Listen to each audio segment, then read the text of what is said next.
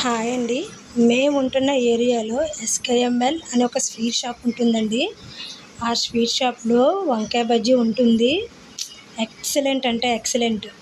వంకాయ బజ్జీతో పాటు బోండా, ఆ బోండాలో కారప్పొడి ఇస్తాడు. ఆ కారప్పొడిలో చట్నీ నంచుకుని తింటే ఎక్సలెంట్ ఉంటుంది.